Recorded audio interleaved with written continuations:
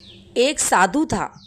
वो घाट के किनारे बैठकर चिल्लाया करता था कि जो चाहोगे सो पाओगे, जो चाहोगे सो पाओगे। बहुत से लोग वहाँ से गुजरते, लेकिन किसी ने उसकी बात पर ध्यान नहीं दिया। सभी उसे पागल समझते थे।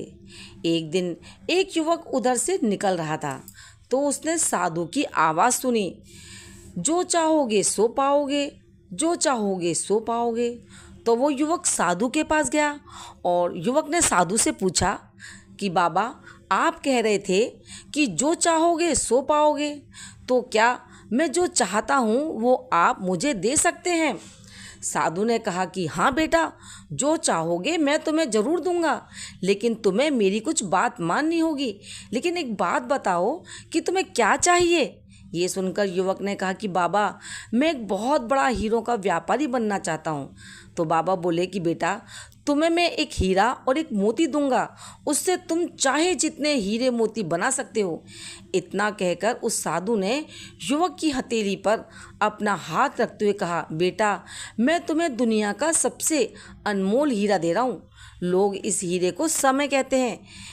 इसे कसकर मुट्ठी में पकड़ लो और इसे कभी मत गंवाना। तुम इससे जितने चाहो उतने हीरे बना सकते हो। अभी वो युवक कुछ समझ नहीं पाया। तभी साधु ने दूसरी हथेली पर अपना हाथ रखते हुए कहा कि पकड़ लो इसे, ये बहुत कीमती मोती है। लोग इसे धैर्य कहते हैं। यदि कभी समय देने पर भी परिणाम ना मिले तो धैर्य को धारण कर लेना। एक बात याद रखना बेटा, जिसके पास ये हीरे मोती है वो जीवन में सब कुछ पा सकता है जो वो चाहता है। वो युवक उन साधु बाबा की बात को बहुत ध्यान से सुनता है और निश्चय करता है कि वो जीवन में कभी भी अपना समय बर्बाद नहीं करेगा और हमेशा धैर्य से काम लेगा। फिर वो युवक वहाँ से चला जाता है और एक बहुत बड़े हीरो के व्यापारी के यहाँ काम करना शुरू कर देता है। फिर अपनी मेहनत और ईमानदारी के से खुद एक बहुत बड़ा हीरो का व्यापारी बन जाता है। इसीलिए दोस्तों, एक बात याद रखना कि जिसके पास समय और धैर्य जैसे हीरे और मोती हैं, वो जीवन में कभी मात नहीं खा सकता और बड़े से बड़े लक्ष्य को प्राप्त कर लेता है।